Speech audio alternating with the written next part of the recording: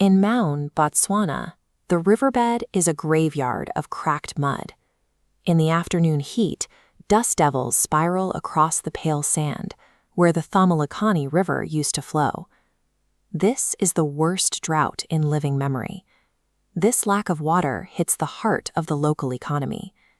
Maun serves as the gateway to a high-cost safari industry, where lodges, guides, and air charters rely entirely on the vast migration of African wildlife. But the animals only congregate here because of a strange hydrological quirk.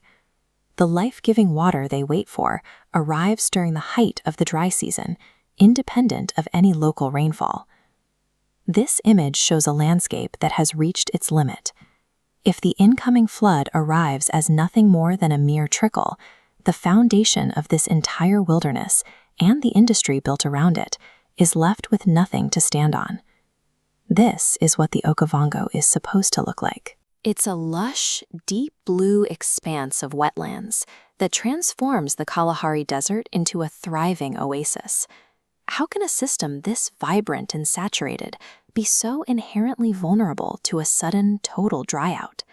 The answer lies in the fact that the delta's survival is dictated by factors occurring hundreds of miles away across international borders. The water that fills the delta doesn't come from Botswana. It begins as seasonal storms in the Angolan highlands, hundreds of miles to the north. Once that graphic disconnect, today's water levels in Maun directly reflect weather events from months ago across the continent. This system is a slow-motion miracle, a wilderness entirely dependent on a distant, upstream hydrological timeline. From this altitude, the river looks like a single, winding lifeline snaking through the brush. It is the only thing keeping the landscape green. The current crisis in the delta is the delayed result of this geographic gap.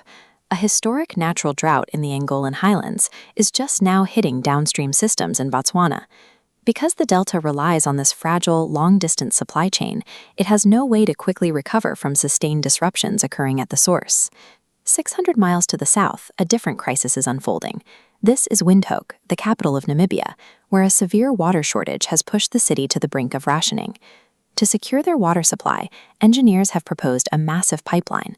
It would extract water directly from the Okavango River at Rundu and channel it hundreds of miles south, intercepting the flow before it ever reaches Botswana. Proponents of the project argue that the amount of water siphoned off would be negligible. They claim the delta is vast enough to absorb the diversion without any ecological change.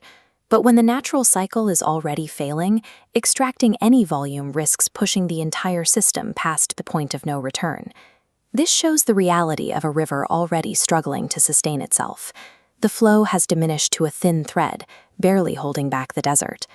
A river cannot be decoupled from its source.